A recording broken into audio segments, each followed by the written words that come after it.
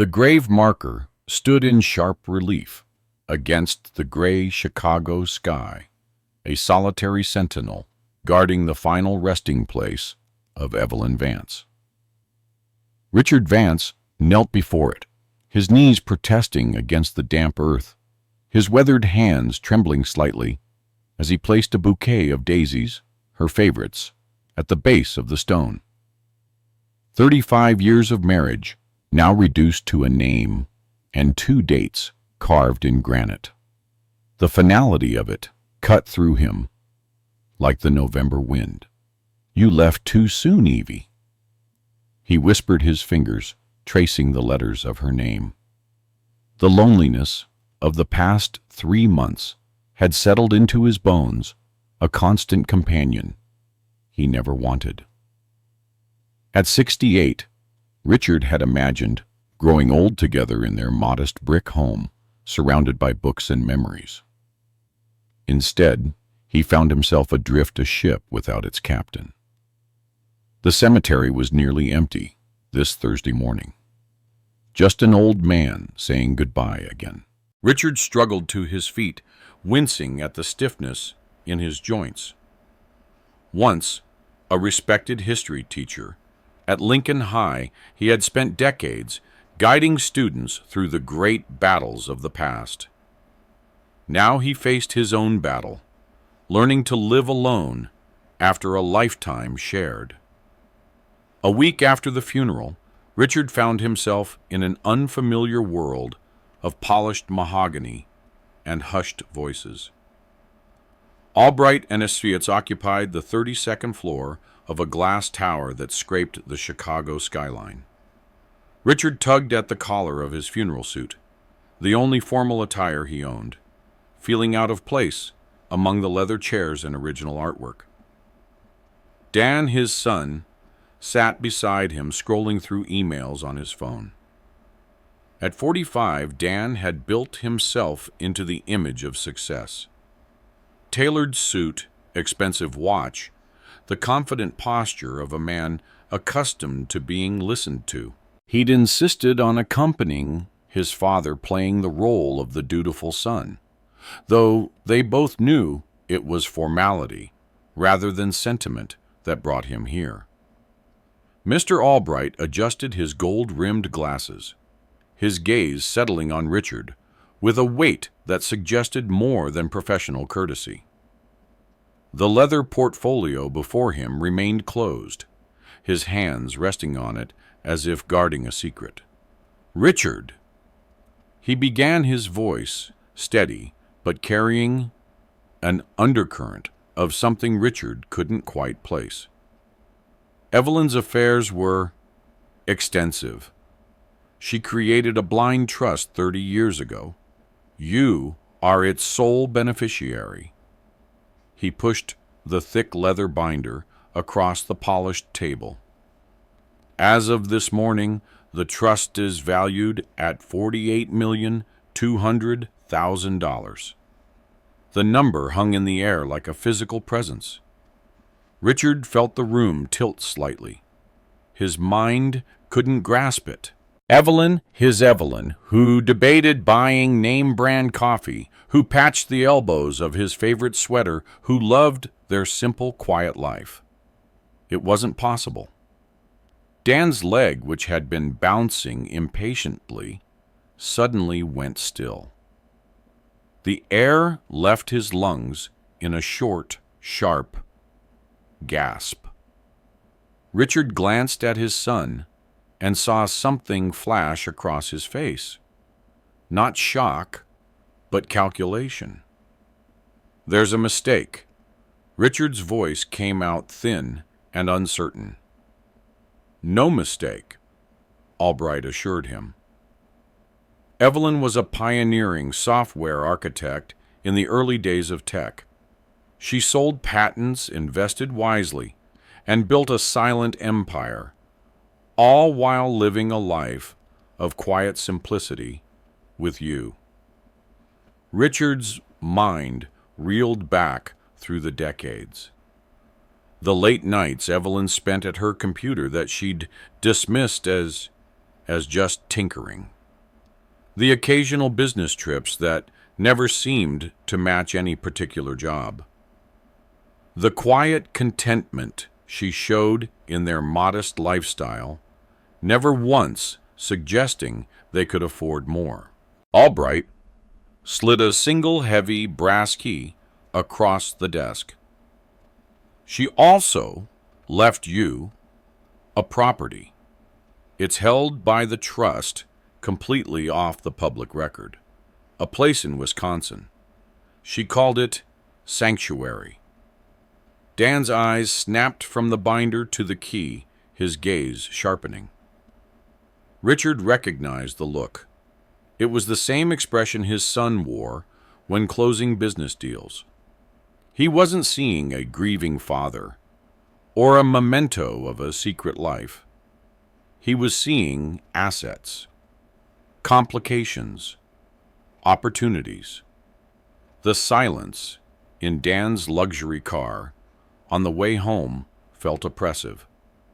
The scent of new leather seemed to suffocate Richard as they drove through familiar neighborhoods that suddenly felt alien.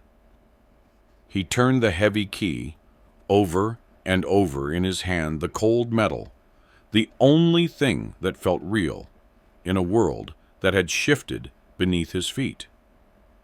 Dan broke the silence, his voice a smooth, practiced bomb of concern. Dad, we need to be smart about this. A fortune that size, it needs professional management. My management. Richard stared out at the blur bar of the city. Evelyn wanted me to have it. And you will? Dan replied quickly, a little too quickly. But we need to protect it for the family. We'll set up a new trust, something more efficient.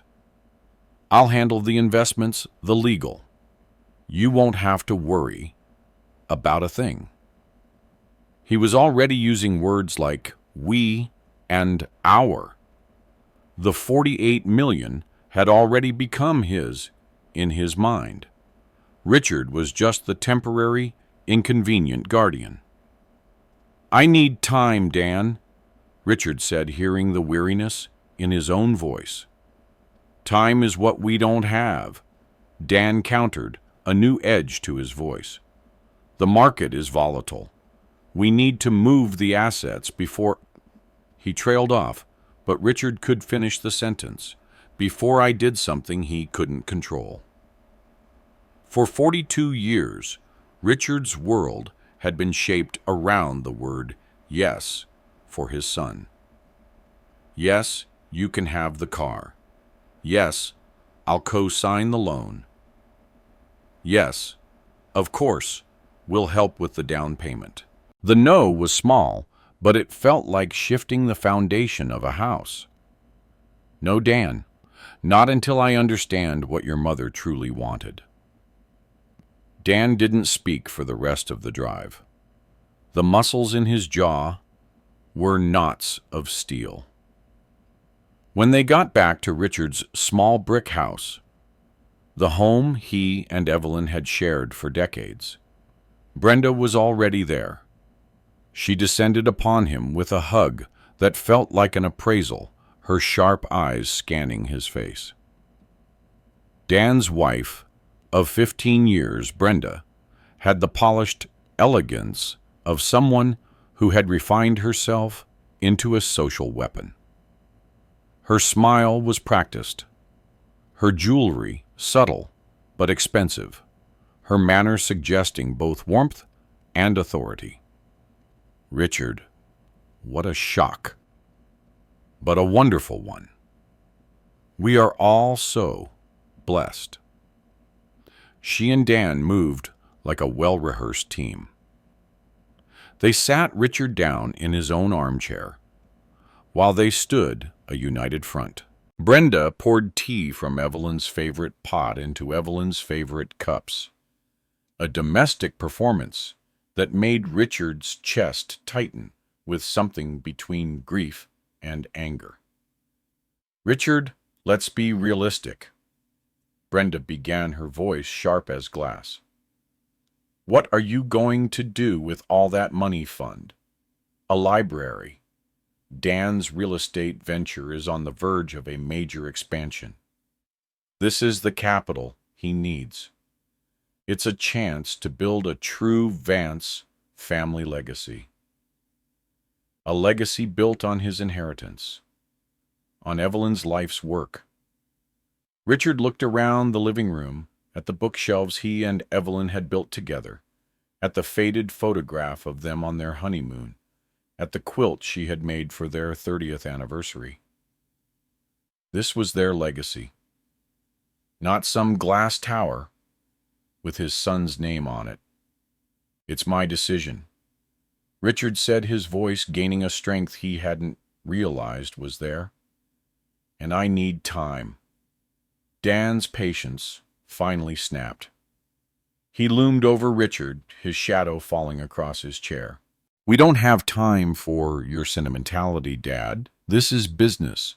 This is our future. You either sign the control over to me, or we will be forced to take legal measures. We'll have you declared incompetent to manage your own affairs. A judge will see that we're just trying to protect you." The cruelty of it stole Richard's breath. To use his grief as a weapon to paint their greed as concern.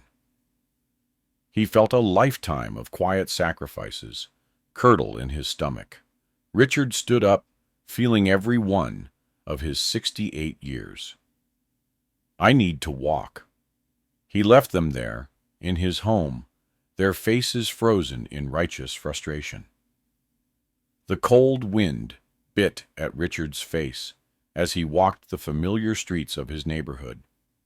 He passed the corner store where he and Evelyn had bought their Sunday papers, the small park where they had watched fireworks every 4th of July, the elementary school where he had taught before moving to the high school. Every landmark was a memory, and every memory now carried the weight of a question. Had she really kept such an enormous secret from him all these years? And why, he thought of the decades he had spent nurturing Dan, making sacrifices large and small, always putting his son first. Now, at the age when he needed support most, his son saw him as an obstacle. With each step, the fear of aging meaninglessly, of being considered useless and discarded, weighed heavier on his shoulders. When he reached the lake, Richard paused, watching the gray waves crash against the shore. Evelyn had loved this view, the vastness of it, the reminder that there were forces greater than any single life. What would she tell him now? What had she intended with this inheritance that now threatened to tear apart what remained of his family? The sun was setting when Richard finally turned back toward home. The chill had settled deep into his bones, a penetrating cold that matched the hollowness inside him. As he approached his modest brick house, he was surprised to see it dark. He had expected Dan and Brenda to still be there waiting to continue their campaign. Richard reached for his house key, his hand trembling slightly from the cold. He slid it into the lock. It didn't turn. It stopped with a solid, dead thud of metal hitting metal. His heart hammered against his ribs. He tried again. Nothing. They had changed the lock. Richard pounded on the door, the sound echoing in the empty street. "Dan, open the door." Dan's voice came through the thick wood, cold and final. "I'm sorry, Dad. It's for your own good. We can't let you throw everything away. We'll talk when you're ready to be reasonable." Richard heard the chain slide across, locking him out for good. He stood on the cold concrete of his own porch, the man of the house now a trespasser. They had taken his home. They had taken his past. They thought they had taken his future. He sank down onto the steps, the night air closing in around him. They saw a broken old man, alone and defeated. They had no idea he was holding a key in his pocket. They had no idea he was looking at the warden of a fortress he was about to storm. A fortress his wife had built for exactly this moment. The cold from the concrete steps seeped into Richard's bones, a deep invasive chill that had nothing to do with the November wind. He sat there for a long time, the man of the house, now a beggar, on his own porch. His son's words echoed cold and final. "It's for your own good."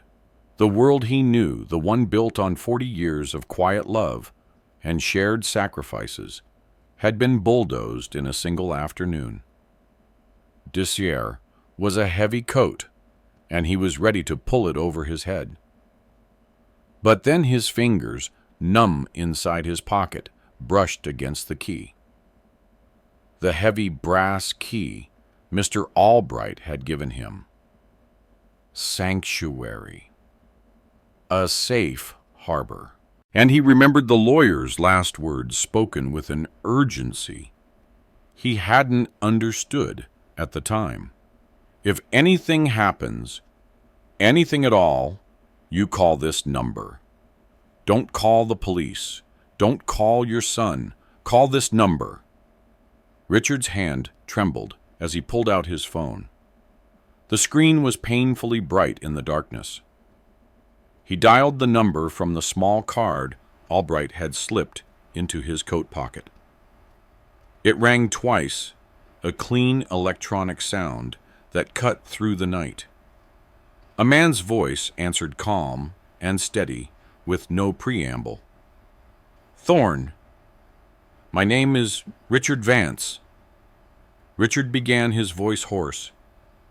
"Mr. Albright gave me your number. My son. He's locked me out of my house."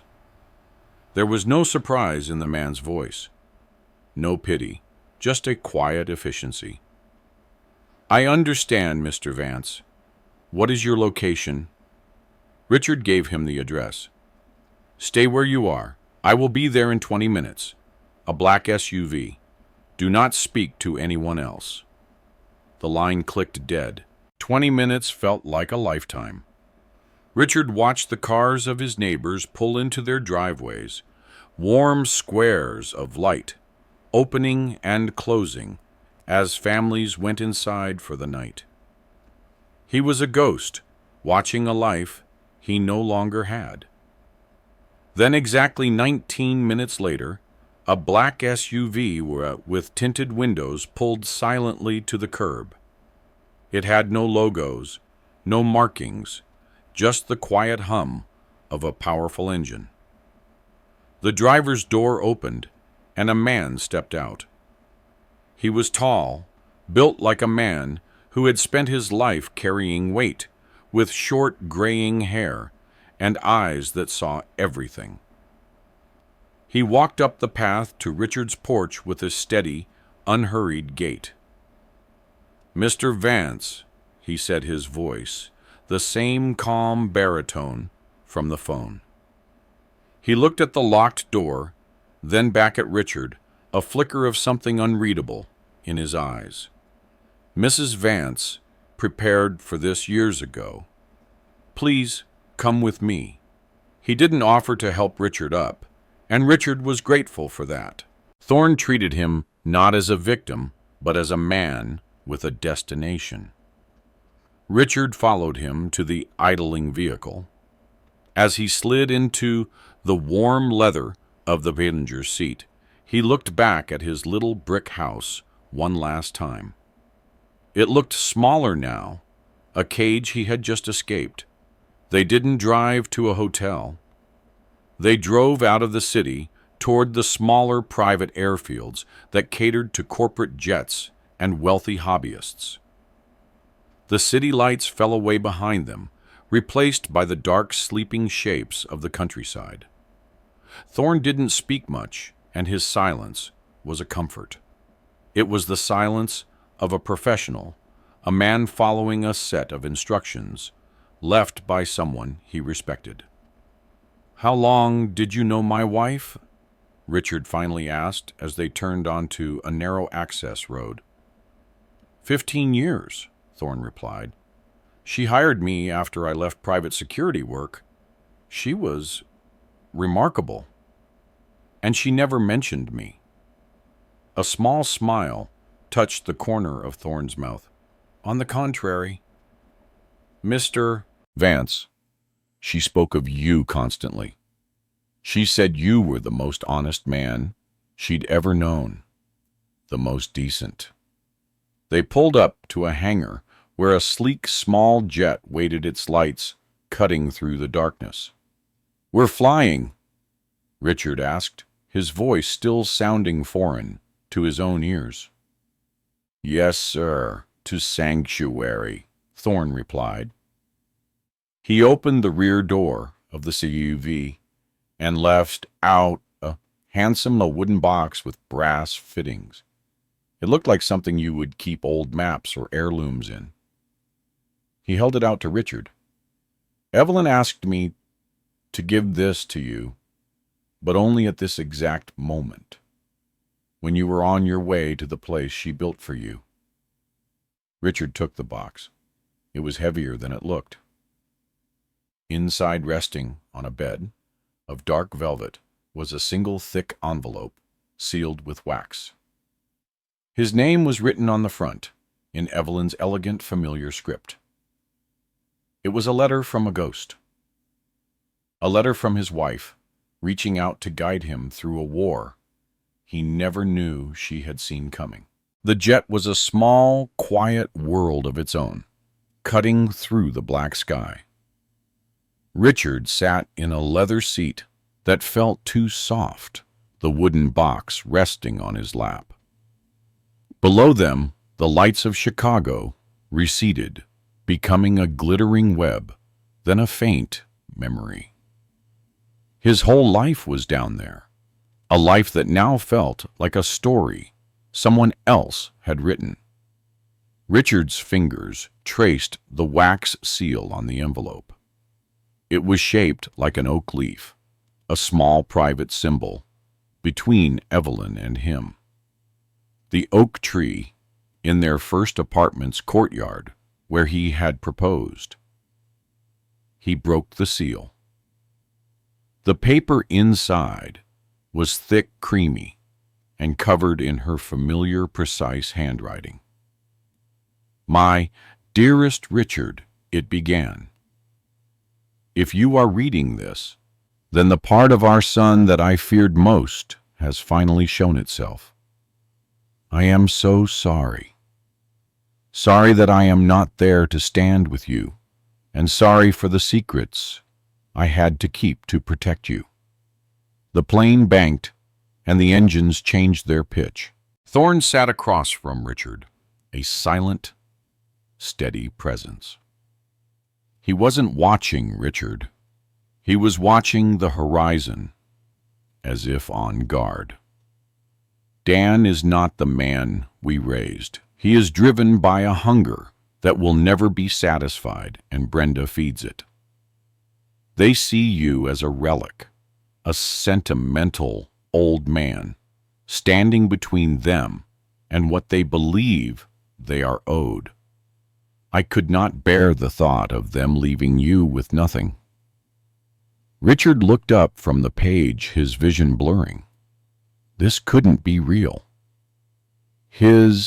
Evelyn, his quiet, book-loving wife, had anticipated this betrayal years ago, had built an escape route, had kept all of this from him to protect him.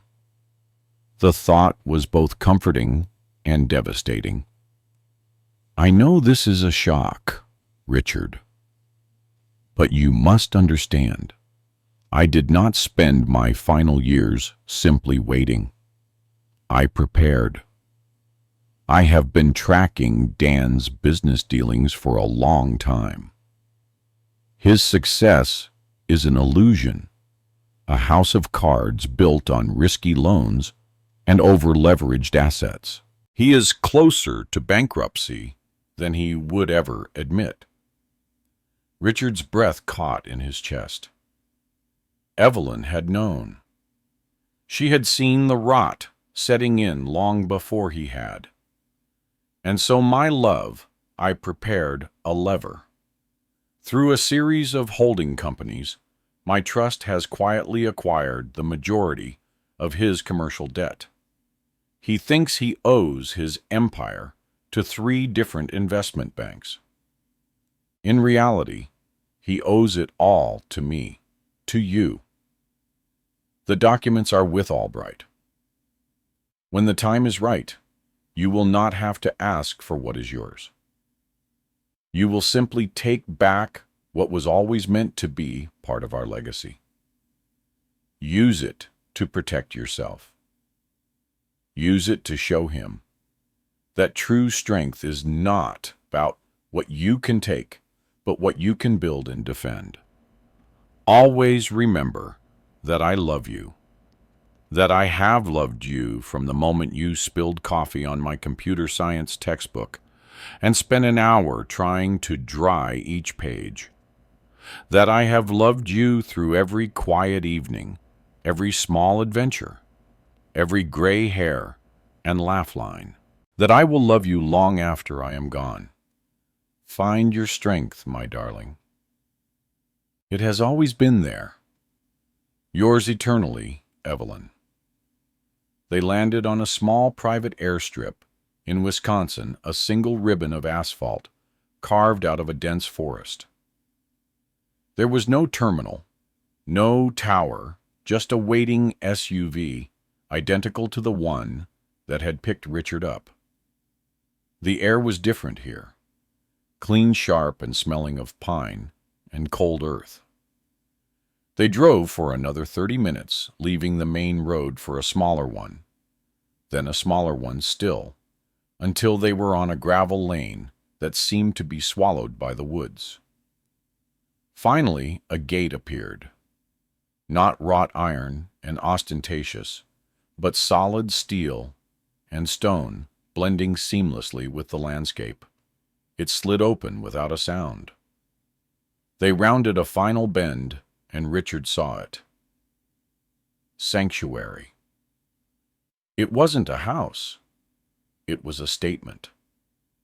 A long, low structure of dark cedar, local stone, and vast panes of glass that reflected the surrounding forest. It was modern, but it felt ancient, as if it had grown out of the earth rather than been built upon it. It was a fortress disguised as a work of art. Thorne parked the car and led Richard to the front door, a massive slab of wood that opened with the soft click of a high-end vault. The lights inside came on not with a switch, but with their presence, a soft, warm glow that illuminated a breathtaking space.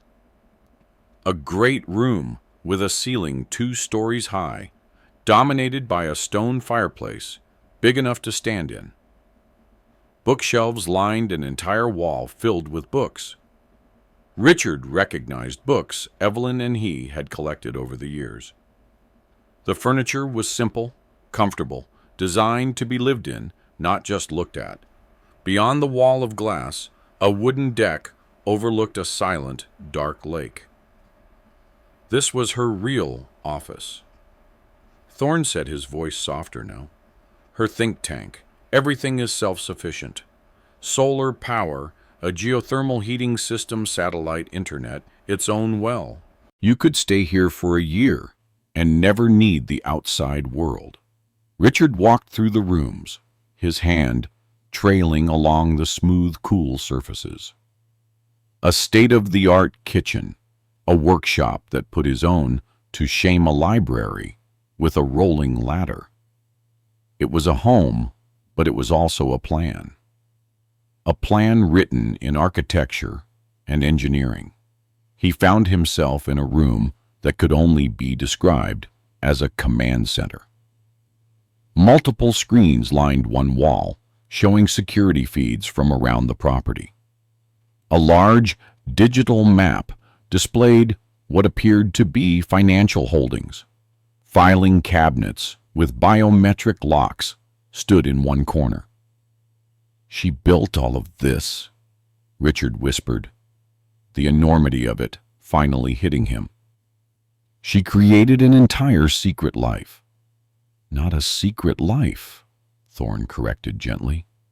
"A contingency. There's a difference." Richard moved to the library, where he sat down in an armchair. By the fire, Evelyn's letter still clutched in his hand. The paper was warm from his hands, and for a moment he could almost feel Evelyn's presence in the room, a quiet strength beside him in the firelight. Tears welled in his eyes, but they were not tears of sorrow or self-pity. They were for her, for the sheer fierce power of her love, a love that had reached across death itself to build him a fortress, to hand him a sword. She had seen the storm coming when he had only seen the clouds. She had built an ark while he was still trying to patch the roof. Richard looked up at Thorne, who had been standing silently by the window, giving him the dignity of his own grief. His voice, when he spoke, was not the voice of the broken man who had been locked out of his home just hours before. It was clear and hard as iron. "Dan chose his path," Richard said. "Now I will walk Evelyn's." A look of profound relief passed over Thorne's stoic face. He gave a single sharp nod. "She knew you would, sir. All the resources of this facility and of her network are at your disposal. My loyalty is to her and now to you. What are your first orders?" Orders. The word felt foreign but necessary. For years, Richard had been taking them, bending to the whims of his son, to the demands of a life that had grown smaller around him. No more. He stood up and walked to the great glass wall overlooking the lake. The water was a sheet of black ink holding the stars in its depths. His reflection stared back at him, a stranger in a strange house. But the man in the glass was no longer lost. The grief was still there, a hollow ache where Evelyn used to be. But it was no longer the only thing. Now it had company. Resolve. For the first time in his life, Richard Vance was truly alone. And for the first time in his life, he felt truly powerful. "Show me everything," Richard said. "I need to understand what we're facing." Thorne led Richard back to the command center, where he unlocked a digital vault with his fingerprint. Mrs. Vance prepared extensive dossiers on Dan, on his business, on everyone in his orbit. She updated them regularly until she couldn't anymore. The screen filled with documents, spreadsheets, surveillance photos. Richard saw pictures of Dan meeting with people he didn't recognize, entering buildings Richard had never seen. There were transcripts of phone calls, financial statements, property records. "This is thorough," Richard said, feeling a mix of awe and discomfort. Mrs. Vance was nothing if not meticulous, Thorne agreed. She believed in being prepared for every contingency. And she was especially concerned about protecting you. Richard studied a recent financial statement from Dan's company, Vance Development Group. To his untrained eye, it looked impressive. Millions in assets, major projects underway. But highlighted sections told a different story. Massive debt, questionable accounting, cash flow problems, masked by increasingly desperate financial maneuvers. Dan's company is in trouble, Richard asked. On the verge of collapse, Thorne confirmed. He's been moving money between accounts to create the illusion of liquidity, taking out high-interest loans to cover shortfalls, promising investors returns he can't possibly deliver. It's a classic house of cards. Your son is gambling that he can keep juggling until something breaks his way. The inheritance was supposed to be that break. Richard felt a stab of parental pain. Where had he gone wrong? How had his son become this person? Desperate, dishonest, willing to walk his own father out of his home to get what he wanted. I was a history teacher, Richard said softly. I spent my life teaching young people about integrity, about ethics, about the consequences of unchecked greed. And my own son became this. No, it's not a reflection on you, Thorne said, his voice still calm, but with an undercurrent of conviction. Some people choose their path regardless of how they were raised. That's why Mrs. Vance put this plan in place. She knew you would struggle with the morality of this.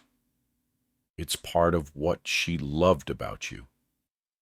Richard spent the next hours learning the systems of sanctuary, the quiet hum of the geothermal plant, the array of monitors in the control room that showed every angle of the property.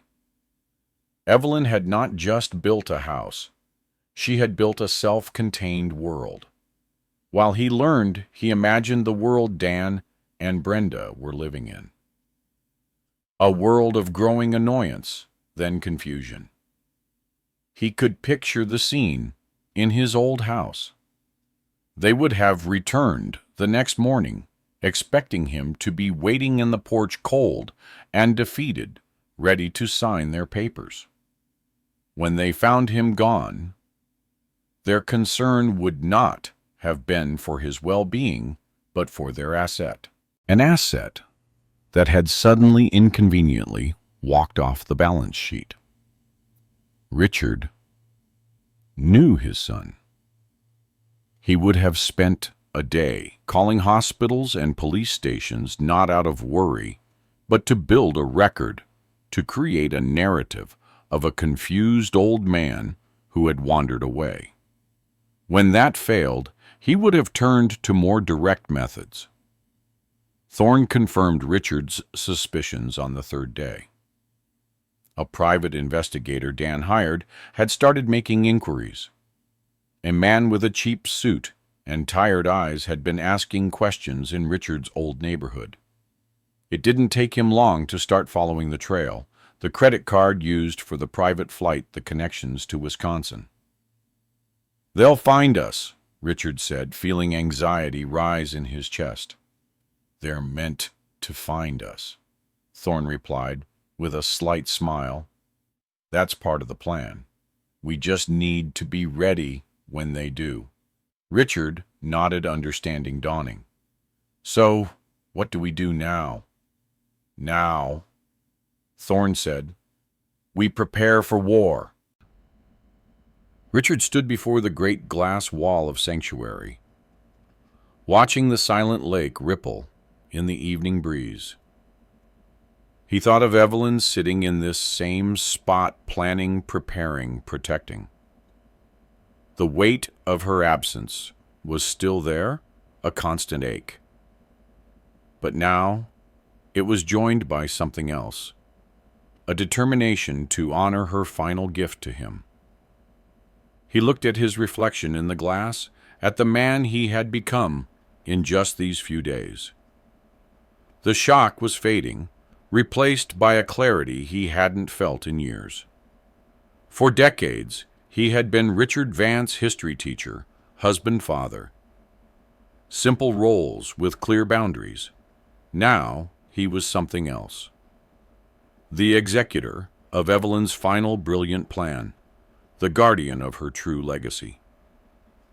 "I know you're watching somehow, Evie," he whispered to the glass. "I won't let you down." The man looking back at him from the darkened window was no longer lost.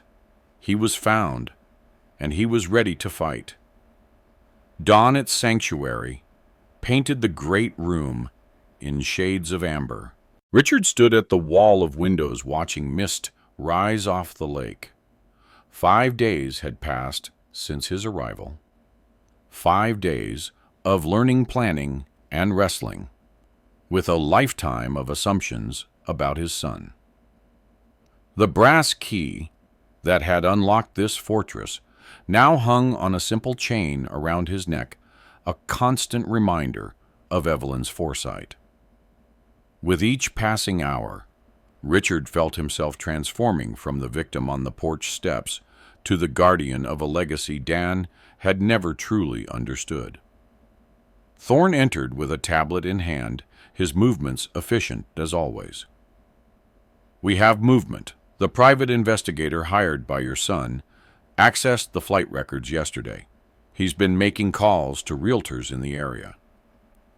Richard turned from the window. "How long until they find us?" "I'd estimate 2 days, perhaps 3. They're looking for property records, but Sanctuary is held by a series of shell corporations. Still, someone will eventually make the connection." Richard nodded, surprised at his own calm. A week ago, the thought of confronting a Dan would have filled him with dread. Now he felt only a steady resolve. "Then we need to be ready. Show me the financial controls again." The command center of Sanctuary had become Richard's classroom, and he proved to be an apt pupil. The walls of digital information, once overwhelming, now made a kind of elegant sense.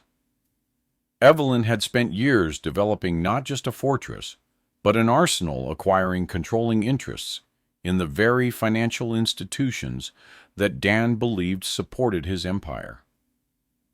The web of corporate entities, investments, and hidden assets revealed itself as a masterpiece of strategic planning. "My wife was a genius," Richard murmured, studying a complex diagram of ownership structures. "I knew she was brilliant with computers, but this..." Mrs. Vance understood systems, both technological and human. She could see patterns others missed. Thorne brought up another screen showing Dan's recent financial activity. "Your son has increased his credit line at Commonwealth Financial by 30% in the last 6 months. He's leveraging everything on a downtown development project that's already behind schedule and over budget." Richard studied the numbers, each one a stark illustration of Dan's desperation. "He needed my inheritance to bail himself out." "Yes. Without it, his whole financial house of cards will collapse within months. That's why they moved so quickly against you." For a moment, Richard felt the weight of paternal failure. Where had he gone wrong? When had the bright, ambitious boy he'd raised become a man who would lock his own father out of his home? "I taught history for 40 years. I showed my students how empires rise and fall, how unchecked greed destroys everything it touches. And my own son never learned that lesson." "Some people can't be taught," Thorne replied. "They have to learn through consequences." As afternoon approached, Richard moved to the library, where legal documents awaited his review. Albright had prepared the groundwork for the first countermove, a carefully orchestrated financial maneuver that would restrict Dan's access to credit without revealing Richard's hand. It was like chess, Richard realized. Evelyn had placed all the pieces on the board, anticipating Dan's likely moves, and had prepared counter-moves for each scenario. Richard reached for the secure satellite phone Thorne had given him. It had only 2 numbers programmed into it, Thorne's and Albright's. He dialed the lawyer. "Are you ready to proceed with the first phase?" Albright's voice carried none of the sympathy from their initial meeting. This was business now. Richard took a deep breath, 42 years of fatherly indulgence, weighing against the image of himself, shivering on his own porch steps. "Yes, it's time to activate the lever." Evelyn left. "I'll arrange a conference call with Andrew Bishop at Commonwealth Financial for tomorrow morning. He's on the risk management board. He will take the call." An hour later, Richard stood by the window in Sanctuary's great room, watching a storm gather over the lake. Thunder rumbled in the distance, a prelude to the storm he was about to unleash. Memories flooded his mind. Dan at 7, painstakingly crafting a handmade Father's Day card. Dan at 15, proud of making the baseball team. Dan at 22, grinning broadly on his college graduation day. How did that boy become the man who had betrayed him so completely? Richard pressed his forehead against the cool glass. "I still love him," he admitted to Thorne, "but I can't let him do this." "Love and boundaries aren't mutually exclusive," Thorne replied. Mrs. Vance understood that better than most. The next morning, Richard sat at the head of a long boardroom table inside Sanctuary. Thorne stood by the window, vigilant as always. Albright's voice came through the speakerphone, clear and authoritative. "Andrew, thank you for making the time. I have the trustee for the Evelyn Vance estate on the line, Mr. Richard Vance. He has a statement he needs to make." A new voice, smooth and cautious, came on the line. "Mr. Vance, how can I help?" Richard took a breath and chose his words with the care of a man laying a foundation stone. "Mr. Bishop, as the sole trustee of the Vance estate, which, as you know, holds a significant position in your institution, I am formally expressing my grave concern. It has come to my attention that the Vance Development Group, run by my son, Daniel Vance, is exhibiting signs of extreme financial instability and engaging in high-risk practices that pose a significant reputational liability to your bank." The silence on the other end stretched. It was the sound of a powerful man recalculating. "What sort of instability, Mr. Vance?" Bishop finally asked. "The kind that leads a prudent trustee to reevaluate all associations. The Vance estate cannot be connected to any enterprise that does not meet the highest ethical standards. We are beginning a full review of our portfolio, starting with our holdings in Commonwealth Financial. I trust your board will conduct its own due diligence with the same level of urgency." Richard didn't need to say more. He had used their language: reputational risk, due diligence, reevaluating our holdings. It was a threat wrapped in the politest of terms.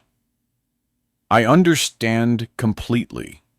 Mr. Vance," Bishop said, his voice now tight with professional alarm. "Thank you for bringing this to my attention. We will be initiating an immediate and thorough credit risk review of all accounts associated with the Vance Development Group. All current lines of credit will be frozen pending the outcome of that review. When the call ended, the room was silent. The first domino had just fallen. Richard hadn't raised his voice. He hadn't made a single threat.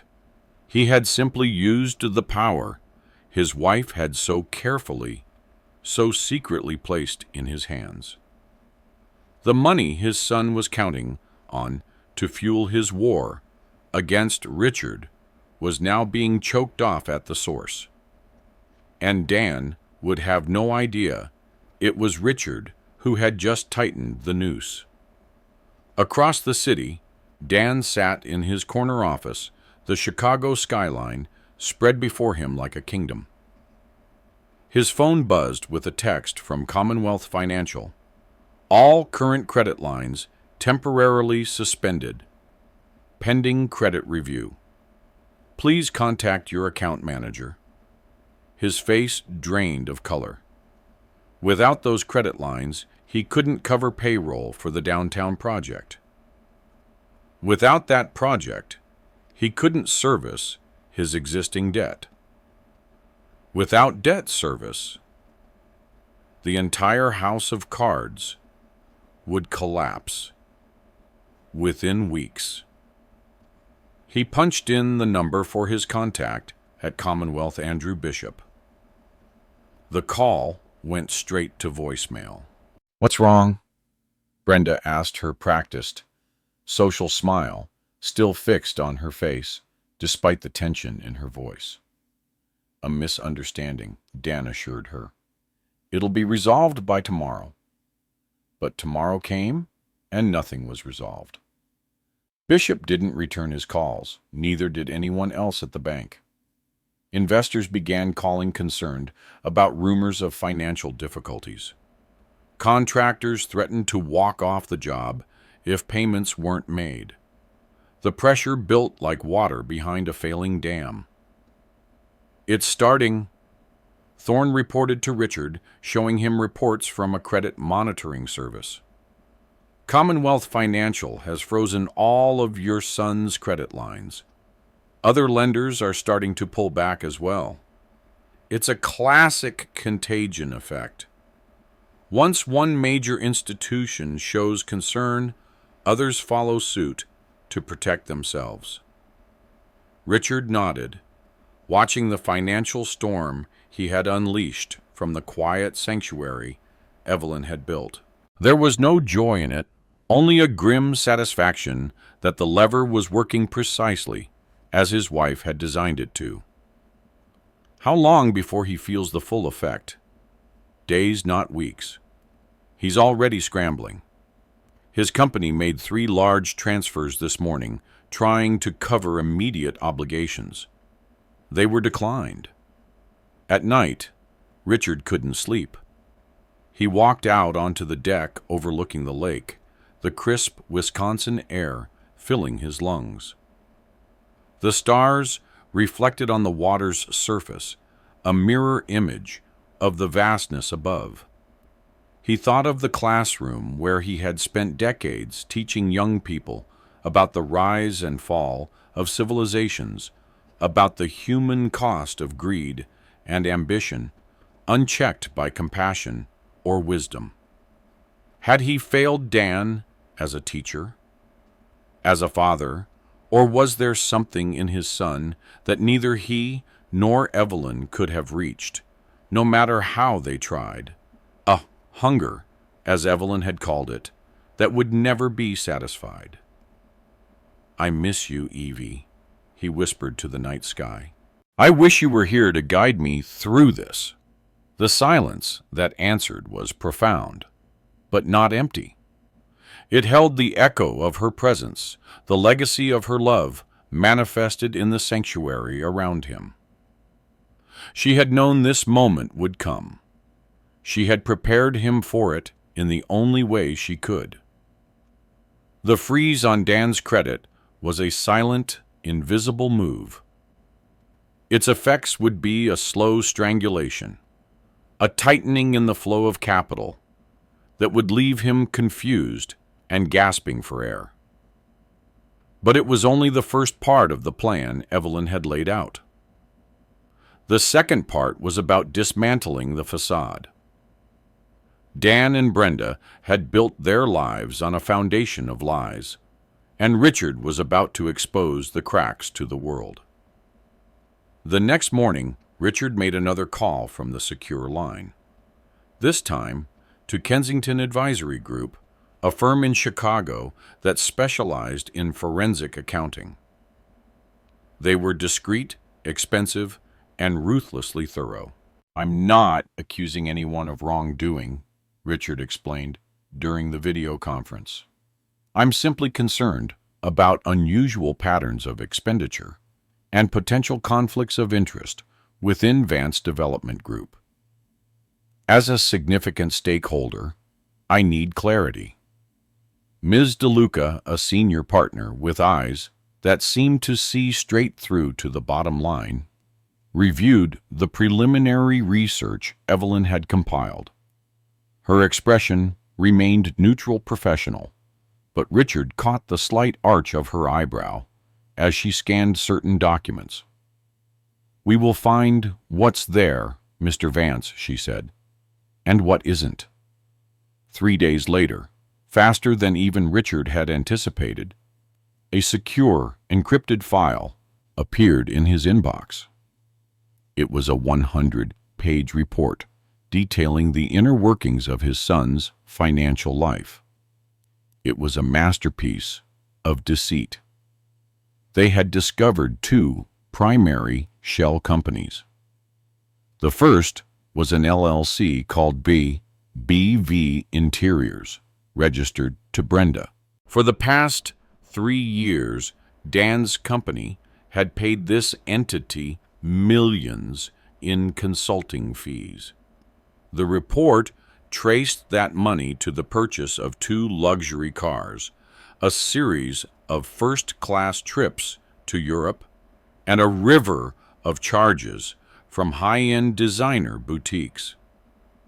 It was Brenda's personal slush fund, financed by the company Dan was driving into the ground. The second company was called Oakwood Holdings.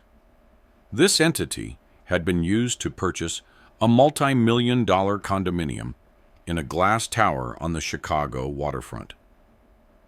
It was their second home, a place they never mentioned to Richard, paid for, with funds siphoned directly from corporate accounts under the guise of asset acquisition.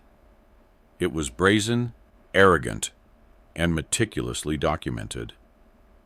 They had grown so confident in Richard's passivity, in his ignorance, that they hadn't even bothered to cover their tracks well. Richard sat there in the quiet of the library, at Sanctuary, the damning evidence glowing on the screen. He could have sent this report to Dan. He could have used it as a threat, a bargaining chip to force him to back down. But that was the old Richard. That was the father who still believed a conversation could fix a problem of character. Evelyn's plan was colder and far more effective. Richard didn't call his son. He didn't call his lawyer. Instead, he printed the entire report. He placed the 100 pages into a large plain manila envelope. He typed a short single-page note on a separate sheet of paper. It read, "I was told you are a journalist who believes that the truth is in the numbers. Here are some numbers. I think you will find the story they tell is about the Vance Development Group." A source. Richard sealed the envelope without a return address. Thorne arranged for a bonded courier, a man who asked no questions and had left no trail, to deliver it to the Chicago offices of the Tribune. It was addressed to a woman named Sarah Jenkins, an investigative reporter with a reputation for dismantling corporate empires and a Pulitzer Prize to prove it. Richard watched the courier's car disappear down the private lane on the security feed. he had just anonymously delivered a financial bomb to the doorstep of the most feared journalist in the city. This wasn't revenge. It was an audit. A final painful accounting of a debt his son had incurred against their family's name, against his mother's memory. And the bill was about to come due in the one place he couldn't control it, the public record. While the financial bomb ticked toward detonation, Brenda escalated her campaign of lies. It wasn't enough to paint Richard as a confused victim online. She needed to monetize her fake compassion. One morning, Thorne showed Richard a newly launched website. It was glossy, professional, and sickening. The Vance Family Foundation for Elder Care. The home page featured a soft focus photo of Brenda holding the hand of an elderly woman who was not, of course, related to any of them. The mission statement was a masterpiece of corporate speak and false sentiment. It talked about honoring Evelyn's legacy of care and ensuring that vulnerable seniors like Richard Vance receive the support and dignity they deserve. At the bottom of the page was a large prominent Donate Now button. She was using his name, his wife's memory, to solicit money from strangers, all while her husband was trying to steal his entire fortune. It was a new level of shamelessness. Richard looked at the figure of Brenda, her face a perfect mask of concern, and felt a cold, clear certainty. She had chosen the battlefield. She wanted to fight over the meaning of his wife's legacy. He would give her a fight she could never win. Richard called Albright. Brenda has started a fake charity in our name. Albright was silent for a moment. Then he replied, Evelyn thought she might. There is a file for this contingency as well. It's labeled Legacy. The plan was simple, elegant, and devastating. Albright spent the next 24 hours on the phone with state and federal regulators. He filed the paperwork to officially incorporate the Evelyn and Richard Vance Foundation. It was a real legal and binding entity. Then he drafted a press release. There would be no flashy website, no tearful social media posts. Just a quiet, formal announcement sent to every major news outlet in Illinois and Wisconsin. The press release went out the following morning. It announced the formation of the Evelyn and Richard Vance Foundation, a charitable organization dedicated to supporting elder care services. It also announced the foundation's inaugural act, an immediate $5 million grant to be distributed among 3 of the most respected long-standing nursing home and assisted living networks in the state. The effect was instantaneous and catastrophic for Brenda. Her phantom foundation was completely eclipsed by the real one. The news wasn't about a family squabble anymore. It was about a grieving husband making a massive, genuine philanthropic gesture in his wife's name. The narrative flipped in a matter of hours. The same blogs that had been breathlessly sharing Brenda's posts were now running headlines about Richard's $5 million donation. The comments sections became a bloodbath. Wait, so the son is trying to get his dad's money while the dad is giving millions to charity. Is that Hatch Save Richard Vance thing a scam? Wrote one commenter.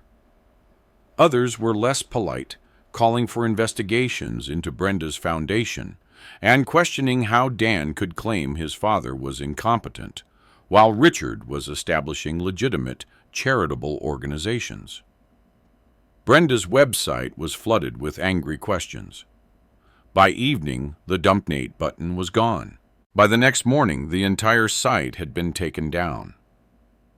She had tried to steal Evelyn's name and use it as a shield for her greed. But Richard had reclaimed it. He had taken the name Vance and tied it not to a petty family drama, but to a powerful, undeniable act of good. Evelyn's legacy was not a hashtag or a donation button. It was a force for genuine kindness, and Richard was now its steward. Brenda had wanted to fight on the terrain of public perception. She just didn't realize that on that terrain, the truth backed by $5 million was an unbeatable weapon. The world Dan and Brenda had built was a hollow structure, and Richard had just kicked out two of the pillars holding it up: money and reputation. The collapse came faster than even he had anticipated. Thorne and Albright kept Richard updated from Sanctuary's quiet command center. The first reports were financial. The credit freeze from Commonwealth Financial had been a fatal blow. Other lenders, smelling blood in the water, began calling in their own loans.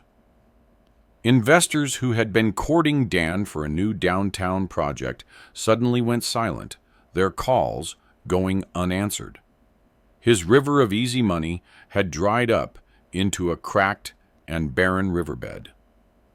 Brenda's social world imploded alongside it. The charity boards she sat on suddenly found reasons to restructure. The friends she lunched with were now perpetually busy.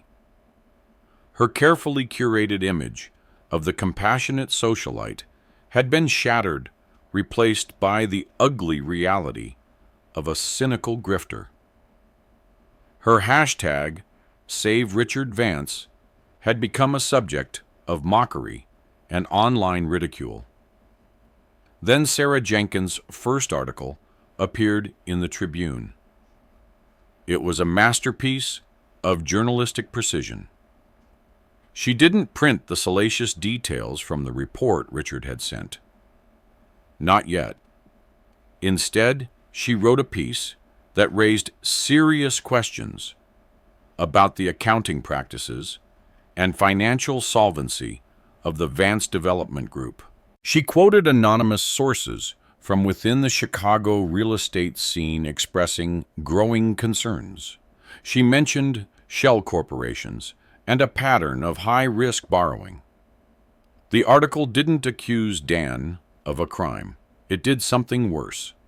It painted him as a reckless and incompetent businessman, a fool who had built an empire out of smoke and mirrors. For a man like Dan, a man whose entire identity was built on the perception of success, it was a fate worse than bankruptcy. He was becoming a joke. He was losing control of everything he had sacrificed his family for. As Richard read the article on his tablet, a strange mix of satisfaction and sorrow filled him. This was justice, but it was also tragedy. A family destroyed, a son lost to greed, a lifetime of shared history, now tainted by betrayal. There was no joy in this victory, only the grim necessity of self-preservation. Richard knew Dan was cornered. And a cornered animal doesn't reason, it lunges. 2 days later, Jenkins published a follow-up article. This one was more direct, detailing the mysterious BV Interiors and its connection to Brenda Vance. It questioned how a company with no employees, no office, and no visible operations could justify millions in consulting fees from Vance Development Group. It included a photograph of Brenda entering a luxury boutique on Michigan Avenue, captioned with a reference to charges made to BV Interiors on the same day. The public reaction was swift and merciless. Comments flooded news sites and social media platforms. Former associates distanced themselves. Contractors and suppliers began demanding cash up front. The Financial Industry Regulatory Authority announced an informal inquiry into Vance Development Group's business practices. Dan's empire wasn't just crumbling. It was being dismantled brick by brick in full public view. On a quiet Tuesday afternoon, Richard was reviewing documents in Sanctuary's library when Thorne entered, his usually impassive face showing a hint of tension. "A sheriff's deputy is at the gate," he said. "He's here to serve you with papers." Richard nodded. He had been expecting this. Dan had done it. He had officially filed a lawsuit petitioning the state of Wisconsin to have Richard declared mentally incompetent and to have himself appointed as the sole guardian and conservator of his estate. Richard read the document in the library, the legal language a thicket of thorns. It accused him of suffering from delusions, of being a danger to himself and his financial well-being, of having squandered a family legacy on a whim. It was a declaration of total war, a desperate final attempt to burn down Richard's credibility, his sanity, his very identity in a court of law. But as Richard read the vicious lies, the frantic accusations, he felt no fear. The man who would have been shattered by this was gone, left behind on a cold porch in Chicago. Richard looked up at Thorne, who was watching his face. "He's done it," Richard said. "He's filed to have me declared incompetent." "Yes, sir," Thorne replied. "He has. He thinks this is his final move," Richard said, folding the document neatly and placing it on the desk. "He thinks this is the end of the game." Richard walked to the window and looked out at the calm, dark waters of the lake. His wife had called this place Sanctuary. A place of safety. A place to weather a storm. She knew this day would come. Dan had just chosen the battlefield where he would be defeated. Tell Albright to accept the summons. Richard said, his voice steady. Tell him we will see my son in court. 3 days later, Albright arrived at Sanctuary with a team of legal assistants and a renowned specialist in elder law named Dr. Elena Martinez. Dr. Martinez was a distinguished geriatric psychiatrist who had written extensively on the subject of elder abuse and financial exploitation. Richard sat with them in the great room as they prepared their strategy. Albright was confident, almost cheerful. Daniel has made a critical error, he explained. By filing this petition, he's opened a door we couldn't have accessed otherwise. Now we have legal standing to introduce evidence of his financial misconduct as part of our defense. We can show the court that his petition isn't about protecting you, it's about seizing control of assets he desperately needs to avoid financial collapse. Dr. Martinez conducted a thorough mental health evaluation, testing Richard's cognitive function memory and decision-making capacity. Mr. Vance, she concluded after several hours, you are one of the most mentally competent individuals I've examined in my 30 years of practice. Your son's petition is not just baseless, it's offensive. But As the legal team worked, Richard received an unexpected call. It was Albright, but his voice carried a note of excitement Richard hadn't heard before. "Richard, we've found something. Something Evelyn left that even I didn't know about. I think you'd better sit down for this." Richard lowered himself into a chair, the phone pressed to his ear. "What is it?" "It's about Dan, about his past. We've found evidence of a previous marriage, one he never disclosed to anyone. To a woman named Isabella Rodriguez 20 years ago, when he was in college. It lasted less than a year, but Richard's heart seemed to stop. But what? She was pregnant when they divorced. There's a child, Richard, a son. He'd be 19 now. The world tilted beneath Richard's feet. A grandson he had never known existed. A piece of Dan, of Evelyn, of himself, out there somewhere in the world. Did Evelyn know? He managed to ask, his voice barely audible. Not just knew. She found them, Richard, 10 years ago. She's been supporting them ever since. Educational trust, medical expenses, everything. All through a separate foundation that can't be traced back to the Vance name. She kept it from Dan, and she kept it from you. Richard closed his eyes, a new wave of grief and awe washing over him. Evelyn had carried this burden alone, protecting him from a truth that would have devastated him. She had reached out to this unknown branch of their family, nurturing it in secret, preparing for a day when the truth might need to be revealed. "Where are they now?" Richard asked. "Madison, less than an hour from Sanctuary." "They've been there the whole time." "I want to meet them," Richard said, his voice growing stronger. "Before the court date. I need to know them." Albright hesitated. "There's more, Richard. Isabella has been fully briefed on the situation with Dan. She's willing to testify. And the trust Evelyn set up for your grandson Leo, it has a special provision. If you were ever declared legally incompetent, the entire Vance estate would bypass Dan completely and go directly to Leo."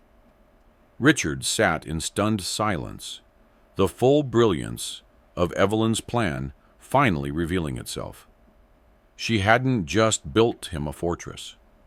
She hadn't just given him weapons to defend himself. She had created an escape hatch, an entirely separate line of succession that would ensure Dan could never touch the fortune, no matter what happened to Richard. "Evelyn knew," Richard whispered. "She knew Dan would try to have me declared incompetent. She built a trap for him." "Yes," Albright agreed. "If he wins, he loses everything. It's checkmate, Richard. Your wife was playing chess while Dan was playing checkers." The courtroom was a cold, quiet box of polished wood and muted light. It smelled of floor wax and old paper, the scent of institutional gravity. The gallery was already half full, with the press, their faces a mixture of professional boredom and predatory alertness. They were here for a story of family drama and fallen fortunes, a spectacle. They didn't know they were here to witness a final accounting, a debt being called due. Richard watched from a small antechamber as Dan and Brenda arrived. They moved through the crowd like actors taking a stage. Dan was in a dark, perfectly tailored suit, his jaw set, trying to project an aura of a man wronged but resolute. Brenda was at his side, a vision of somber elegance, in a charcoal dress, a single strand of pearls at her throat. She would occasionally touch his arm, a perfect performance of the supportive wife standing by her husband in his hour of need.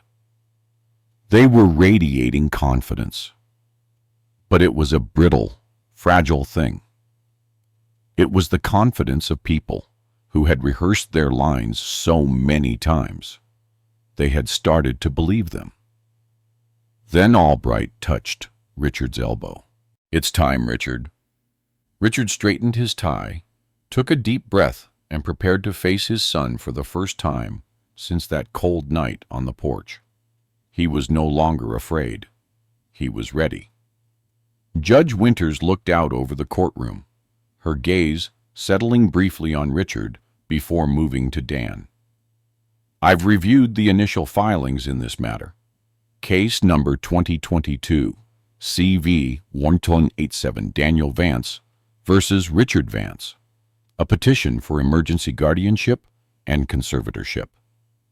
Her tone made it clear she found nothing about this case routine. "Counsel for the petitioner, you may proceed." Dan's lawyer rose, a man named Phillips, with the smooth confidence of someone who charged $700 an hour. He moved with practiced ease, presenting his case to the judge. "Your Honor, this is a difficult but necessary action taken by a loving son concerned for his father's well-being. In the months following his mother's death, Richard Vance has demonstrated increasingly erratic behavior.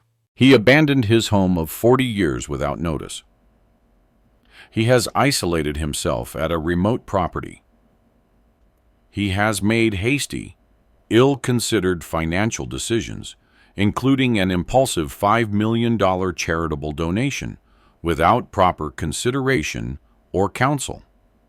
Phillips projected emails onto a large screen for the court to see messages from Dan to Richard, all sent after Evelyn's death. "Just checking in, Dad. Hope you're doing okay. Let me know if you need anything at all." The words were hollow, but in the sterile light of the courtroom, they looked like care. "My client has attempted to reach out to offer support, but has been rebuffed at every turn. Instead, his father has surrounded himself with new advisors who may be exerting undue influence. We believe Richard Vance is suffering from a combination of grief-induced cognitive impairment and possible early-stage dementia, rendering him temporarily unable to manage his substantial financial affairs." Phillips then displayed screenshots of Brenda's social media campaign, the soft focus photos, the cloying captions about their worry and love. He spoke of Richard's erratic behavior, his sudden isolation, and framed their lawsuit not as an act of greed, but as a painful necessary step to protect a beloved father. Richard sat at his table, hands resting flat on the wood, and felt nothing but the cold, hard truth of what was real. This performance, these lies wrapped in concern, they were as substantial as smoke, and smoke always clears eventually. When Phillips finished, Judge Winters turned her gaze to Richard's table. "Mr. Albright?" Albright rose slowly, a tall, steady figure. He didn't approach the judge's bench. He stood beside Richard, a deliberate choice that communicated volumes to everyone in the courtroom. "Your Honor, the petitioner has presented a narrative of concern, a story. We are here today to present facts. Before we present the extensive medical and financial evidence of my client's sound mind and unimpeachable competence, we wish to call a special witness. A witness who can speak directly to Mr. Daniel Vance's definition of family. A ripple of curiosity went through the gallery. Dan shifted in his seat, a flicker of annoyance on his face. This was not in his script. "The defense calls Isabella Rodriguez to the stand," Albright announced. The heavy courtroom doors at the back of the room swung open. A woman in her early 40s, dressed in a simple dark blue dress, walked in. She was not glamorous like Brenda, but she carried herself with a quiet, unbreakable dignity. Beside her, walking just a step behind, was a tall young man of about 19, with dark, serious eyes and a jawline that was strikingly familiar. Richard watched his son. All the color drained from his face. He looked as if he had seen a ghost. His hand, which had been resting on a stack of papers, clenched into a fist. Brenda leaned toward him, whispering her face a mask of confusion. Who were these people? The woman took the stand, her back straight, and swore the oath. The young man sat in the front row of the gallery, his eyes fixed on Dan. "Ms. Rodriguez," Albright began gently, "could you please tell the court your relationship to Mr. Daniel Vance?" Isabella's voice was clear and steady. "Daniel Vance is my first husband. We were married 20 years ago when we were both students at Northwestern. I was studying nursing. He was in business school." She paused, meeting Dan's gaze directly for the first time. "Our marriage lasted 11 months. Brenda's head snapped toward Dan, her eyes wide with shock and fury. After 15 years of marriage, this was clearly news to her. "And why did your marriage end, Ms. Rodriguez?" "We were young. I was 22. He was 24. Dan was ambitious. When I told him I was pregnant, he said it was a mistake. He said a child would be an anchor, and he was building a ship meant for speed." Her voice didn't waver, but Richard could see the old pain in her eyes. "He gave me $500 and told me to take care of it. Then he filed for divorce. I haven't seen or heard from him since." A collective gasp went through the courtroom. Phillips was on his feet objecting to the relevance of this testimony, but Judge Winters silenced him with a look. "I'll determine what's relevant, counselor. Continue, Mr. Albright. What happened after the divorce, Ms. Rodriguez?" "I had a son. I named him Leo." She looked at the young man in the front row, a brief smile softening her features. "I raised him alone for the first 9 years of his life." "Did Daniel Vance ever provide any financial support for his son?" "Never. Not $1. Not one phone call. Not one birthday card." And the simple facts stated without embellishment landed like hammer blows in the silent courtroom. "So you raised your son Leo on your own?" Isabella's expression changed, softened. "I did not," she said, and for the first time she looked toward Richard, her expression warming. "I had help from his grandmother, from Evelyn Vance." The sound in the courtroom was a loud, shocked murmur. Dan looked like he was going to be physically ill. The judge rapped her gavel, once restoring order. Isabella turned her attention back to the court. "About 10 years ago, Evelyn found me. I still don't know exactly how. She didn't come with pity or charity. She came with a quiet offer of support. She said, "A Vance always takes care of their own, and Leo is a Vance." Richard felt his chest tighten. He could hear Evelyn's voice in those words, could see her determined expression. While he had been teaching history to other people's children, his wife had been secretly caring for their own flesh and blood. "She set up an educational fund," Isabella continued. "She sent birthday gifts. She called every month to check in. She did it all in secret. She told me it was because she didn't want to cause her husband, Richard, the pain of knowing what his son had done. She was Leo's secret grandmother.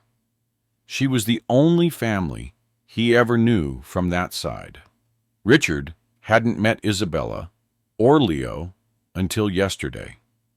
A brief, emotional introduction arranged by Albright. They had spoken for hours, sharing stories of Evelyn building the fragile beginnings of a connection. Richard had seen his wife in Leo's thoughtful pauses, in the way he tilted his head when considering a question. A ghost of Evelyn living on. Albright walked back to the defense table. He picked up a single document from his binder. "Your Honor, this testimony is not just a matter of character. It is the foundation for the entire disposition of the Vance estate."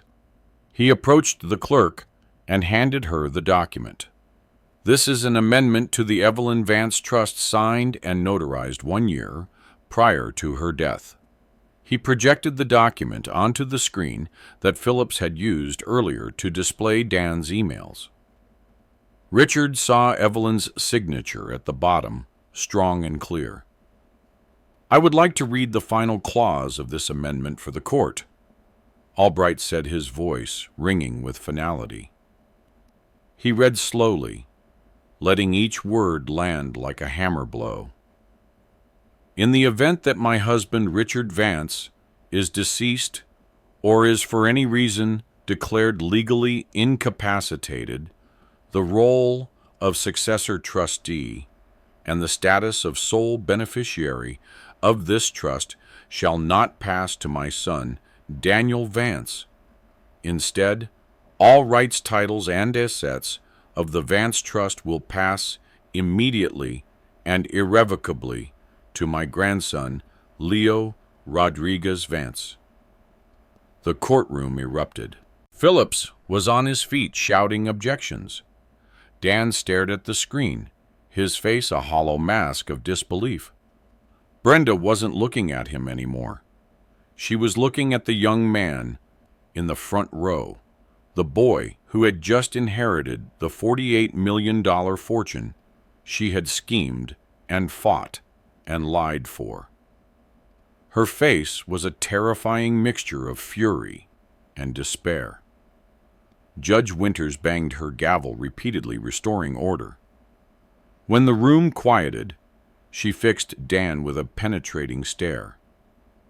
"Mr. Vance, are you telling this court that you were unaware of your son's existence?"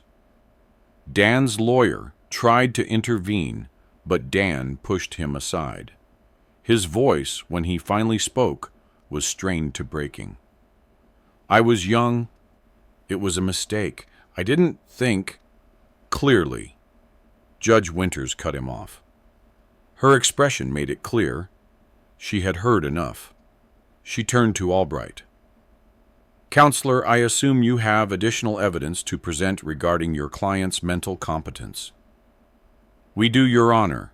We have a full neuropsychological evaluation conducted by Dr. Elena Martinez, one of the nation's foremost experts on geriatric cognition. We also have Mr. Vance's complete financial records for the past 40 years, demonstrating a pattern of prudent, consistent financial management." The judge nodded. "I'll review those materials in chambers." She turned to Phillips. "Counsel, I'll be blunt. Your petition for emergency guardianship appears to be motivated by concerns other than Mr. Richard Vance's welfare. This court does not look kindly on being used as a tool in family financial disputes. Phillips attempted to salvage something from the collapsing case. Your Honor, regardless of these revelations, my client's concerns about his father's mental state are genuine. Save it for your closing argument, Counselor. Judge Winters cut him off again. Court will recess for 1 hour while I review the additional evidence. The gavel came down. Dan hadn't moved, still staring at the document on the screen, at the amendment that had destroyed everything. Brenda stood abruptly, grabbed her purse, and walked out of the courtroom without a word to her husband. Richard watched her go, wondering if that marriage would survive the day. Richard turned to Albright. You didn't tell me about the amendment. Evelyn was very clear in her instructions. No one was to know about that provision unless Dan actually filed for guardianship. She hoped it would never be necessary. Richard nodded slowly, understanding dawning. She created the perfect trap. If Dan left me alone, he'd never know about Leo. If he tried to have me declared incompetent, he'd lose everything to a son he abandoned. Your wife, Albright said with quiet admiration, was playing three-dimensional chess while everyone else was playing checkers. During the recess, Richard sat in a small conference room with Albright Thorne and Dr. Martinez. He found himself repeatedly glancing at the door, knowing that just beyond it, his grandson, a young man whose existence he'd learned about only days ago, was waiting. What happens now? Richard asked. We've already won, Albright replied. Judge Winters is reviewing the evidence as a formality, but her opinion was clear from her comments. Dan's petition will be dismissed, likely with a prejudice, which means he can't refile it. The trust remains in your control, as Evelyn intended. And Leo, legally, nothing changes unless you are actually declared incompetent or pass away. The amendment only activates under those conditions. Leo remains the contingent beneficiary, unknown to the world until today. Richard nodded, absorbing this. What about Isabella? She kept this secret for a decade. She honored her agreement with Evelyn, Dr. Martinez said. I've spoken with her extensively. She never asked for more than what was offered, never threatened to reveal anything. She's a remarkable woman. A lot like Evelyn, Richard said softly, seeing what needed to be done and doing it without fanfare. When court resumed 30 minutes later, earlier than scheduled, Judge Winters didn't even bother returning to her chambers. She reviewed the medical reports and financial records at the bench, her expression growing increasingly severe as she read. This petition, she declared, her voice sharp with contempt, is dismissed with prejudice. The court finds no evidence whatsoever of cognitive impairment or financial mismanagement. What the court does find is a troubling pattern of behavior by the petitioner that borders on elder abuse. She looked directly at Dan. Mr. Vance, I strongly suggest you seek counsel regarding your fiduciary obligations to your own son. While not directly relevant to these proceedings, the court takes a dim view of parents who abdicate their responsibilities. You are fortunate that your mother showed more character than you have demonstrated thus far. The gavel came down with a sound that felt like the cracking of a dam. It was over. Dan sat slumped in his chair, a broken man stripped of his lies in a public forum. His lawyer was already packing his briefcase, avoiding his gaze. As Dan was escorted out, he walked through a gauntlet of reporters, the flash of cameras like small, merciless explosions. His empty, shell-shocked face was the last thing Richard saw before the doors swung shut. Richard didn't watch him go. He turned to the front of the gallery, to Isabella and Leo. He walked toward them, and the crowd of reporters and spectators seemed to melt away. When he reached them, he didn't say anything. He just opened his arms, and for the first time, he hugged his grandson. He felt Leo's shoulders tense, then relax into the embrace. Richard didn't feel the thrill of victory. He felt the quiet, steady click of a missing piece of his life finally sliding into place. He had not only protected his wife's legacy, he had found it. "Thank you for coming today," Richard said softly, as he released Leo from the embrace. "Both of you, I know how difficult this must have been." Isabella smiled, her eyes bright with unshed tears. "Evelyn always said there would come a day when the truth would need to be told. She made me promise to be ready. Would you—" Richard hesitated, suddenly uncertain. "Would you both come to Sanctuary Stay? For a few days, I'd like to get to know you properly, away from all this." He gestured at the reporters, who were already gathering at the courtroom doors. Leo looked at his mother, who nodded. "We'd like that," Leo said. "Very much." 3 days later, Richard stood on the deck of Sanctuary, watching the sun set over the lake. The temperature had dropped, and the crisp December air carried the scent of pine and wood smoke. Inside, he could hear Isabella and Leo moving around the kitchen preparing dinner. They had accepted his invitation and had spent the last 2 days getting to know each other, away from the chaos of the courtroom and the reporters who had turned the case into a media sensation. The last 72 hours had been a revelation. Isabella had shown herself to be not just resilient, but genuinely warm and insightful. She'd shared stories of her first encounters with Evelyn, how she'd been suspicious, at first certain there must be some catch to the older woman's generosity. But Evelyn had simply shown up month after month, offering practical help and quiet friendship, asking for nothing in return, except the chance to know her grandson. And Leo, Richard found himself continually astonished by the young man. At 19, he possessed a maturity and thoughtfulness that reminded Richard powerfully of Evelyn. A computer science major at the University of Wisconsin-Madison, Leo combined his grandmother's analytical mind with a genuine desire to use technology to help others. He was currently developing an app to help dementia patients communicate more effectively with their caregivers, a project inspired by a childhood friend's family struggles.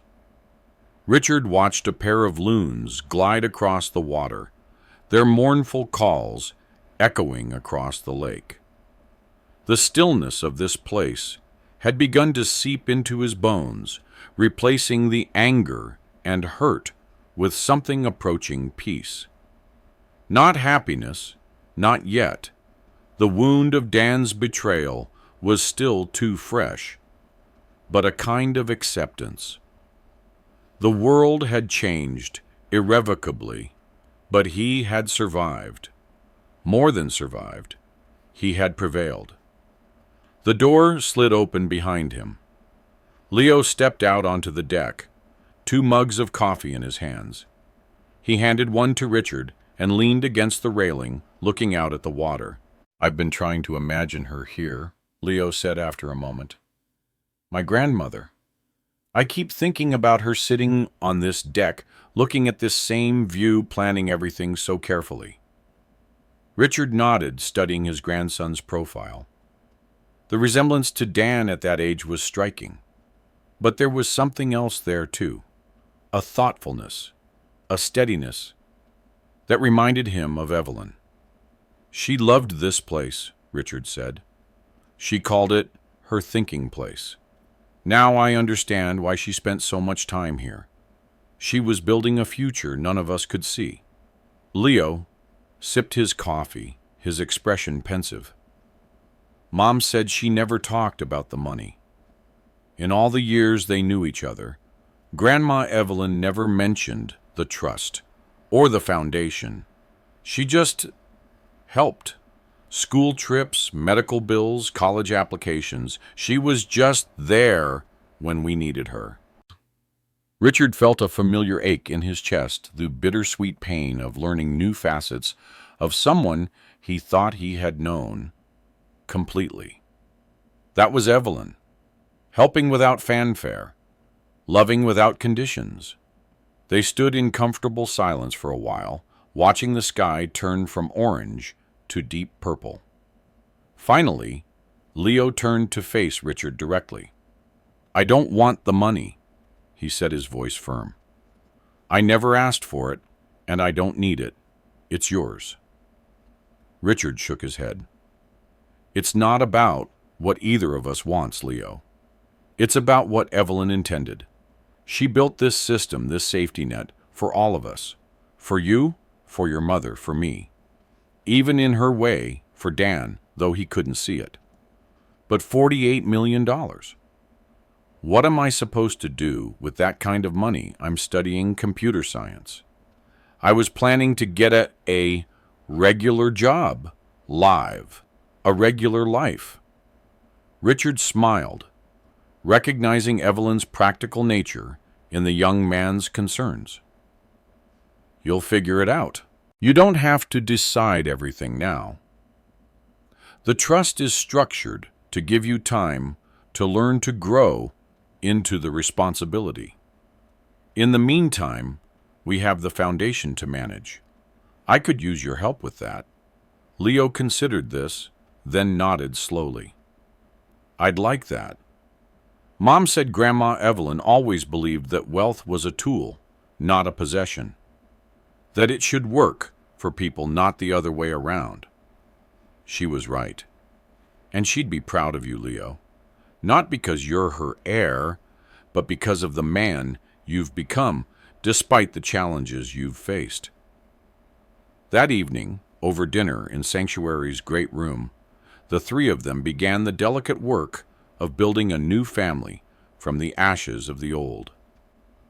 Isabella shared more stories of her first meetings with Evelyn, how the elegant older woman had appeared at her modest apartment in Madison with no warning, introducing herself simply as Leo's grandmother.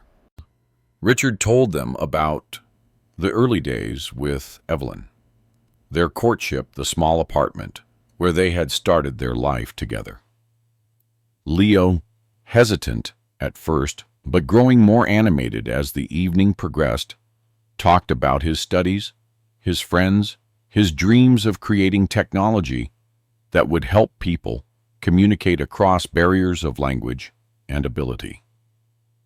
As Richard listened, he felt something he had not expected to feel again after Evelyn's death: hope. Not the desperate hope of a drowning man grasping at straws, but the steady, quiet hope of someone who has weathered a storm and found the landscape changed but not destroyed. Later that night, after Isabella and Leo had gone to bed, Richard sat alone in the library, Evelyn's letter open on his lap. He had read it so many times that he knew every word, every curve of her handwriting. But tonight it felt different. Not a goodbye, but a continuation. Not an end, but a new beginning. The next morning, Richard took Leo and Isabella to the small private cemetery where Evelyn was buried. It was a peaceful place, shaded by ancient oaks with a view of the rolling Wisconsin hills. Leo placed a bouquet of white daisies on the grave, then stepped back, his eyes bright with unshed tears. "I wish I could have known her better," he said. "All those years she was just Mrs. E to me, the nice lady who called on my birthday and sent cards at Christmas. I never knew she was this force of nature." Richard smiled. "She would have revealed herself eventually. She was just waiting for the right time." He placed his hand on Leo's shoulder. "She left you a letter too. I've been saving it for the right moment. I think that moment is now." He took an envelope from his jacket pocket, the same thick, creamy paper as the letter she had left for him, sealed with the same oak leaf wax seal. He handed it to Leo, who took it with reverent care. "She wanted you to know that you were never forgotten," Richard said softly. "That you were loved. That you were part of a family that extends beyond what you could see." Leo broke the seal carefully and unfolded the letter. Richard and Isabella stepped away, giving him privacy, as he read his grandmother's final words to him. They walked among the gravestones, their conversation soft, reflective. "What will you do now?" Isabella asked. "Live," Richard answered simply. "Continue Evelyn's work with the foundation. Get to know my grandson. Rebuild what can be rebuilt." He paused, looking back at Leo, who stood motionless by the grave, the letter clutched in his hand. "And you, will you stay in Madison?" Isabella considered the question. "For now. Leo has another year at the university. After that," she shrugged. "I've been thinking about finishing my own education. I started a master's program years ago, before Leo's medical issues took priority. Maybe it's time to go back." "Evelyn would approve," Richard said. "She believed in second chances, in new beginnings." They returned to Leo, who folded the letter carefully and slipped it into his pocket. His eyes were red, but his expression was peaceful. "She knew," he said, his voice hushed with wonder. "Somehow, she knew exactly what I would need to hear today." The three of them stood together by Evelyn's grave, united by loss, but also by the unexpected gift of connection. Richard felt a strange sense of completion, as if a circle that had been broken was now whole again. Not perfect, not unmarred, but whole. By the end of January, Richard, Leo, and Isabella had established a new rhythm to their lives. Leo had returned to his studies in Madison, but spent every weekend at Sanctuary, gradually turning one of the spare rooms into a combination bedroom and coding lab. Isabella had accepted a position at the University of Wisconsin-Madison, returning to complete her master's degree in nursing administration with a focus on geriatric care. The Vance Foundation was funding her research into improving care models for isolated elderly patients, work that Evelyn would have wholeheartedly supported. Richard himself had found an unexpected third act. At Leo's suggestion, he had begun teaching again, not in a formal classroom, but through a series of online lectures about financial literacy for seniors. His straightforward explanations of complex financial concepts, informed by his own experiences, had attracted a following of retirees eager to protect themselves from exploitation. It wasn't the history classroom he had loved for decades, but it was a way to continue what had always been his true calling, empowering others through knowledge. As for Dan, there had been no contact since the courtroom. Through Albright, Richard learned that his son's marriage had ended in divorce, his company had filed for bankruptcy protection, and he had moved to Arizona to start over. The news brought Richard no satisfaction, only a somber acknowledgement of consequences earned. A life built on deception and greed had finally collapsed under its own weight. One morning, in early February, Thorne brought in the daily newspapers and mail. "The Tribune arrives, sir. Ms. Jenkins' final article in the series is on the front page." Richard took the newspaper, studying the headline, "Vance Family Saga, Redemption and Reunion." The article detailed the outcome of the court case and revealed for the first time to the public the existence of Leo and Isabella. Jenkins had been surprisingly respectful in her treatment of the story, focusing not on the salacious details of Dan's abandonment of his first family, but on the extraordinary measures Evelyn had taken to protect both her husband and her grandson. The article ended with a quote from an anonymous source close to the family. "Evelyn Vance saw further than most of us. She understood that true legacy isn't about buildings or bank accounts. It's about the connections we forge, the wounds we heal, and the love that survives even death." Richard folded the newspaper, a small smile touching his lips. The anonymous source had captured Evelyn's essence perfectly. He suspected Albright, though the lawyer would never admit to speaking with the press. The satellite phone on his desk rang, interrupting his thoughts. It was Albright. "I've just heard from Isabella," the lawyer reported. "Leo has made a decision about his role in the trust. He's accepted the position as future trustee, but with a condition. He wants to establish a scholarship program for children raised by single parents, focused specifically on those whose non-custodial parents have abandoned them financially. He's calling it the Evelyn Vance Memorial Scholarship." Richard felt a surge of pride. She would have loved that. "Tell him I think it's perfect." After hanging up, Richard opened his desk drawer and took out a small, leather-bound book, Evelyn's journal. He had found it in their bedroom at home the day before the funeral, but had been unable to bring himself to read it until now. He turned to the Matin entry dated just 3 weeks before her death. "Richard will be angry with me when he learns what I have done," she had written in her clear, precise hand. "He believes in second chances, in redemption, in the fundamental goodness of people. It's one of the things I have always loved about him. But I've watched our son become something neither of us intended, something driven by hunger rather than heart. I've made my preparations. I've built my fortress.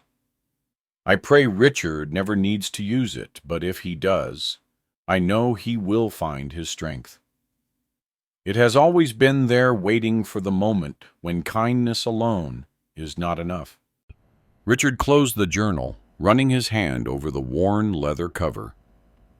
She had seen it all so clearly, had known him so completely, had loved him enough to protect him, even when that protection meant deceiving him. Spring came early to Wisconsin that year.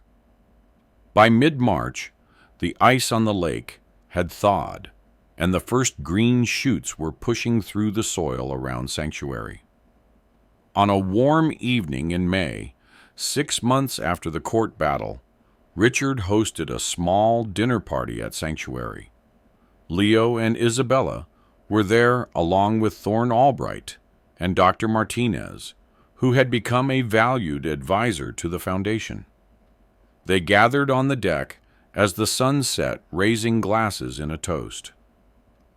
"To Evelyn," Richard said, who saw further than any of us. To Evelyn! They echoed the name, carrying across the still water of the lake.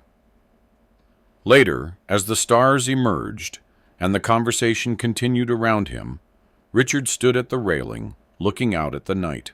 He sensed, rather than heard, Leo join him.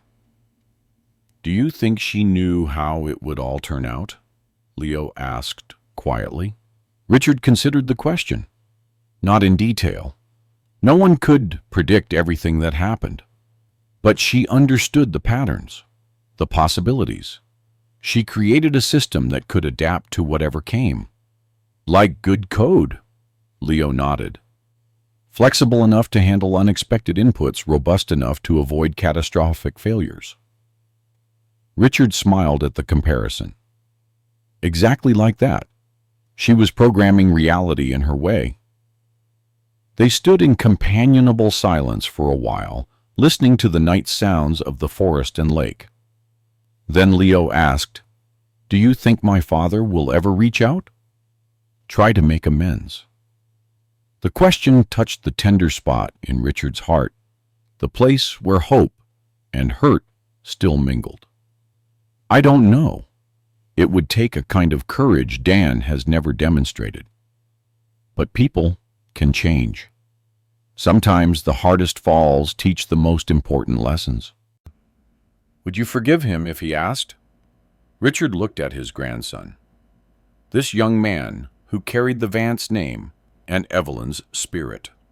Forgiveness isn't something you give someone else, he said finally. It's something you give yourself. A way of setting down burdens that are too heavy to carry. I've forgiven Dan already, not because he deserves it, but because I deserved peace. Leo nodded slowly, absorbing this. She said something similar in her letter to me. That forgiveness isn't about erasing the past, it's about creating space for the future. She was wise, your grandmother, Richard said softly. Wiser than I understood until it was too late to tell her. I don't think it was too late, Leo replied. I think she knew. Inside Sanctuary, the lights glowed warm against the gathering darkness. Voices and laughter spilled out onto the deck. A family not defined by blood alone, but by choice and commitment. By love that had persisted despite obstacles across years of separation, beyond even death. Richard placed his hand on Leo's shoulder, feeling the solid reality of this connection that Evelyn had safeguarded for so long. Come on, he said. Let's go in. The night is getting cool. As they turned toward the house, Richard glanced back one last time at the lake reflecting the stars. The fortress Evelyn had built had served its purpose. It had protected him when he needed protection. It had given him shelter when he had nowhere else to go. But now, it was becoming something more, a home, a gathering place, a beacon for a new beginning. The next morning, Richard sat at his desk writing a letter, not to Dan, but to himself.